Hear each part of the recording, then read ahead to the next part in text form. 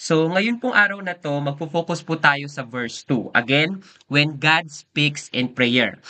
Dahil alam natin na kapag tayo ay nananalangin, ang Diyos ay nangungusap sa atin.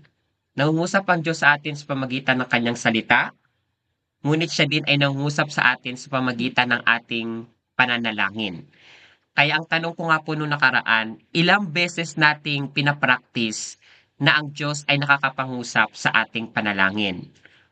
Or aware ba tayo na ang Diyos ay nangungusap sa ating panalangin? So yun po yung ating pinag-aaralan dito. Magfo-focus na po tayo sa verse 2. Pinag-aralan natin 'to nung nakaraan pero titingnan naman natin siya sa isang klase ng paningin or parang ibang lente naman po. Kasi ang pinundasyon natin nung nakaraan, yung ministered to the Lord, as they ministered to the Lord and fasted, the Holy Spirit said, ang finokus natin dito yung pagmi-minister natin sa Diyos directly sa pamagitan ng pag-aaral ng kanyang salita, sa pamagitan ng pananalangin natin, sa pamagitan ng fasting natin, yung personal na kinakausap mo ang Panginoon at nakikipag-fellowship ka sa Kanya. Pero yung the minister to the Lord, meron po din itong isang level. Kumbaga parang yung nakipagtagpo ka sa Panginoon, sa hari mo directly, pero after noon, gumagawa ka na din para sa Panginoon. For example, 'di ba dati laging sinasabi sa atin na kausapin mo yung tao na 'to para sa Panginoon. um, Hayaan mo na mag-minister ka sa Panginoon sa pamamagitan ng gagawin mo. Di ba po, sinasabi sa atin yan palagi dati na gawin natin bilang pagbiministeryo para sa Panginoon. Di ba? Hindi mo ginagawa para sa sarili mo. So ito pong mga prophets and teachers po na nandito sa Antioch po, yun yung kanilang ginagawa noon. Sinasabi po di ba dito sa verse 2, ministered. Anong ibig sabihin ng ministering to the Lord? Paano ba tayo nagmiministeryo para sa Panginoon? May kailangan ba ang Diyos sa atin? Kaya niya sinasabing, we ministered to the Lord? Di ba? Makikita po natin sa Revelation 4:11 na tayo po ay nilikha para sa kalawalatian ng Panginoon. Sinasabi din po yan ni Apostle Paul sa kanyang mga sulat na tayo ay para sa kapurihan ng Panginoon. We are made to glorify God. Kahit sa Book of Psalm po, yan ay binabanggit para tayo sa Panginoon.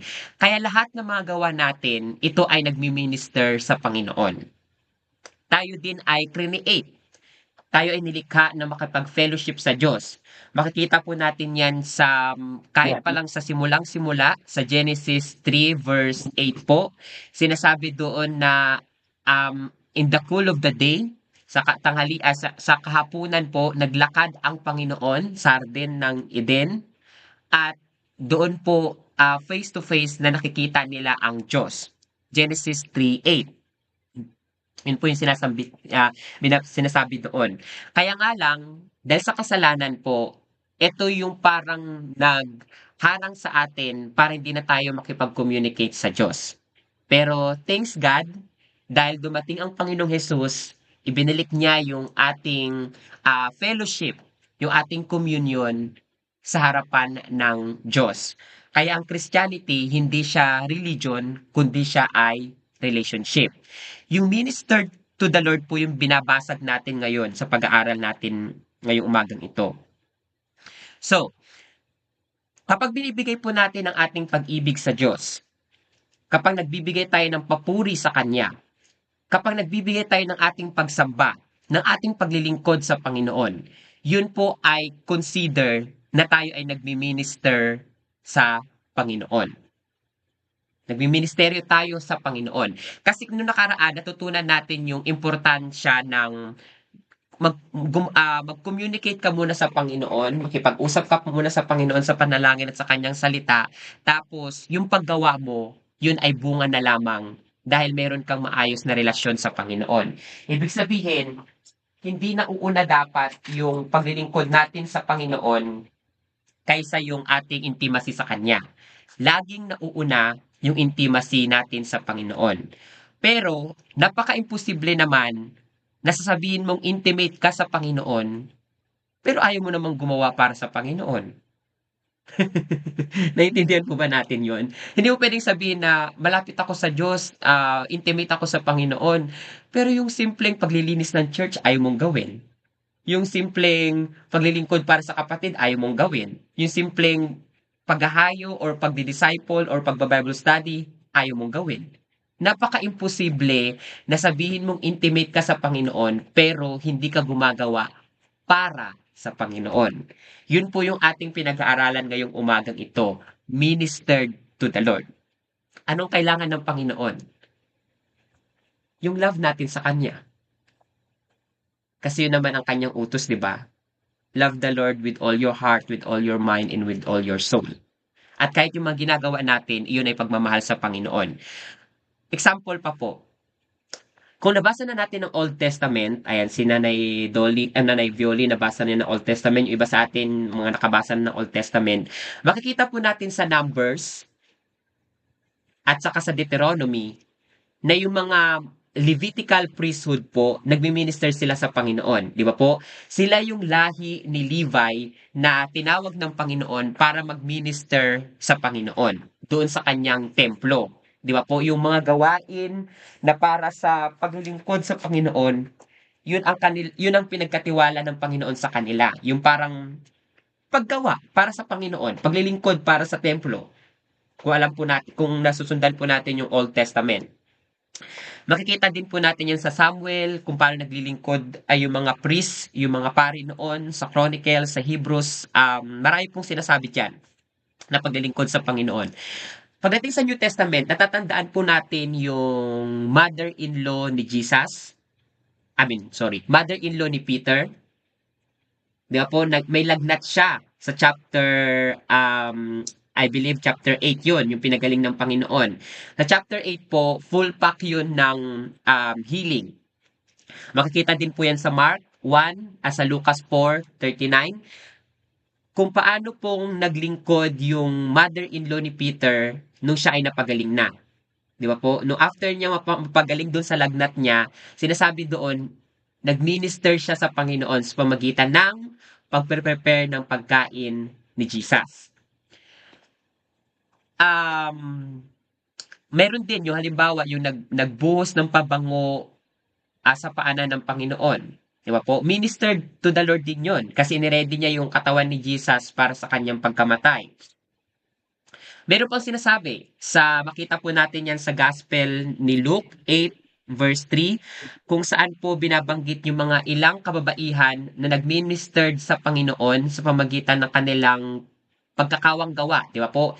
Yung sila ay nagbibigay ng pananalapi, natatandaan niyo po yon sa mga Bible reading niyo, para magamit yung pera na yon para mag-minister sa Panginoon. At marami pang binabanggit sa Bible po na minister to the Lord. Ito pong mga propeta at teachers sa Antioch po, nagmi-ministry sila sa Panginoon sa pamagitan ng kanilang personal na pananalangin, na pagsamba, yung praise and worship po, at yung pakikipag-usap nila sa Panginoon dahil sila din ay nagpa-fast nung mga season na to. So, pag sinabi po ng scripture na nagmi-minister sa Panginoon, hindi lang ito simpleng pagsasabi na pinupuri kita, Panginoon. Hindi lang ito pagsasabi ng bless you Lord or bless the Lord, kundi gumagawa ka talaga para sa Panginoon. Hindi lang yung pagbubukas ng labi mo, kundi meron kang inilalaan na paggawa o nagawain para sa Panginoon. At tayo bilang mga tinawag ng Panginoon, tayo ay in-instruct na mahalin natin ang Panginoon ng tapat at maglingkuran natin siya.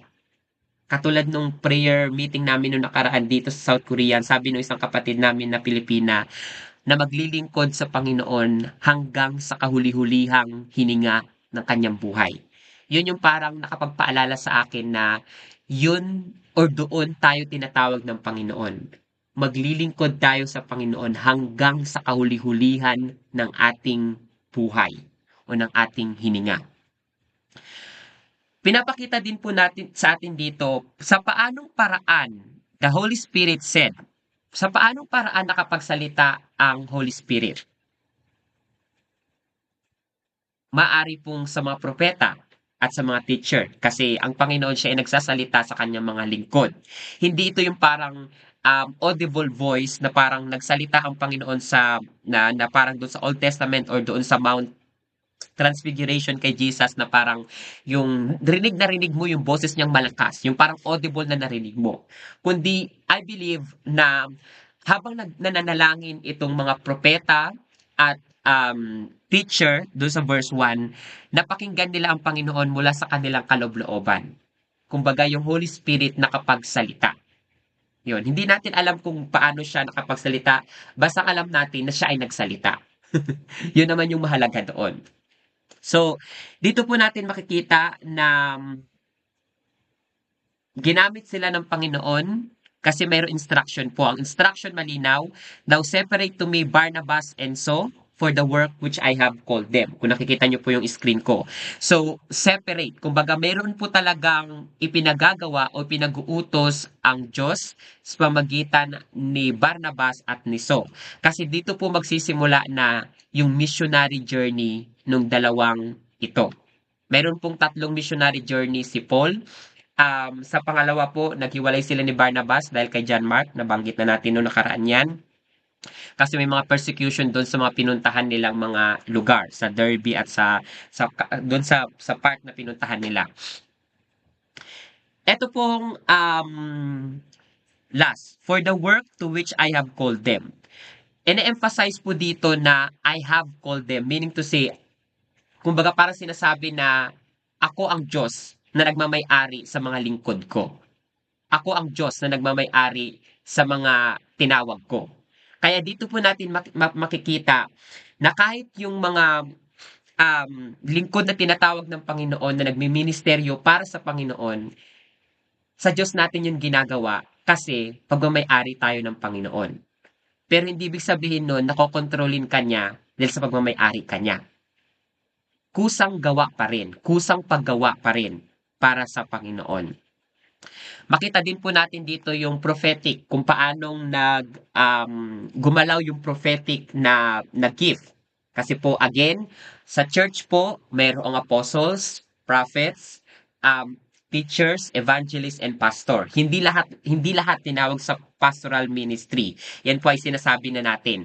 Mayroong prophetic din na ano dito. So ito po ay nakapagsalita sa pamagitan ito ay, ang mga propeta ay nakapagsalita sa pamagitan ng banal na espiritu na unang nangusap sa kanilang mga kalooban. At dahil po doon,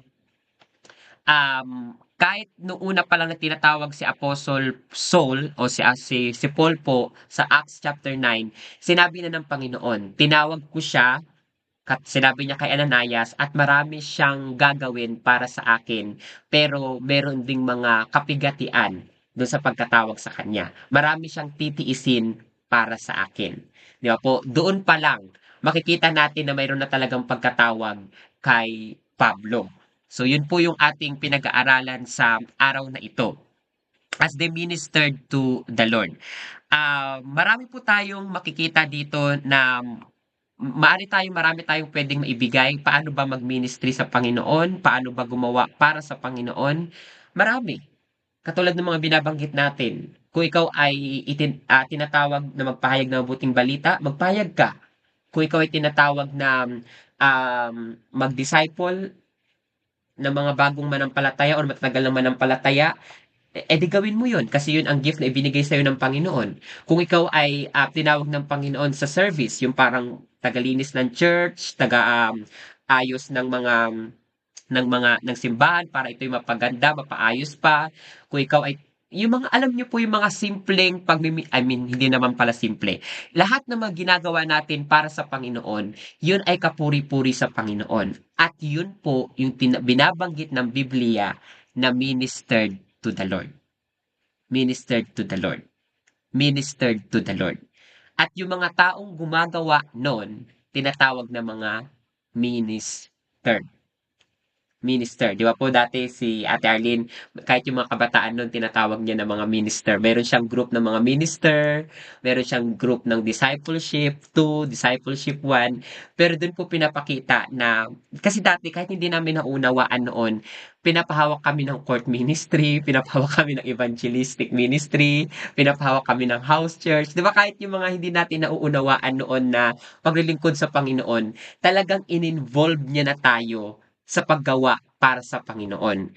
Kumbaga kung ano yung nagagawa niya, yun din yung ating mga nagagawa.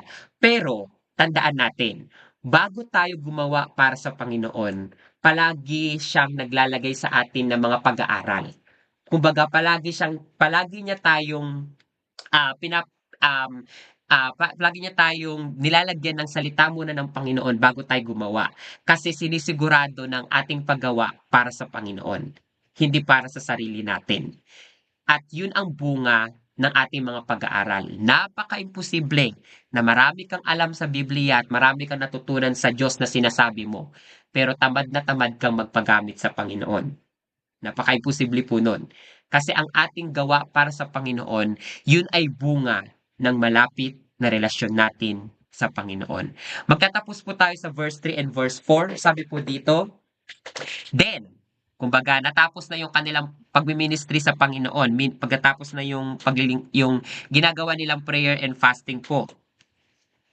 Yung 5 po na yon, having fasted and prayed, laid hands on them. Kumbaga, dahil nakapangusap na ang Panginoon, ang banal na espiritu, ma-instruction doon sa 5 na tinatawag nga si Barnabas at saka si Paul, meron po silang ginawa. Laid hands on them. Yung pag-lay hands po doon sa mga tinatawag ng Panginoon, yun po ay pagkukumit ng mga lingkod ng Panginoon para doon sa paglilingkod.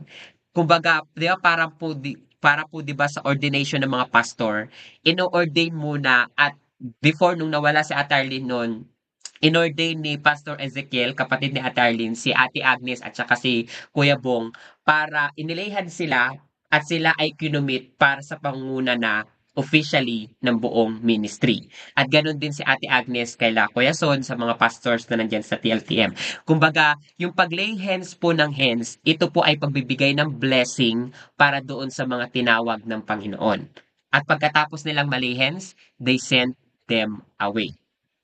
So, being sent out by the Holy Spirit. Ang verse 4 po, nagpapakita na hindi yung 3 ang tumawag sa 2. Ulitin ko lang po. Hindi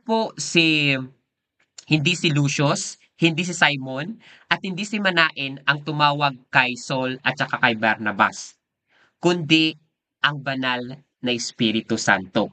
Inuulit-ulit po ni Dr. Luke na verse 4, so being sent out by the Holy Spirit.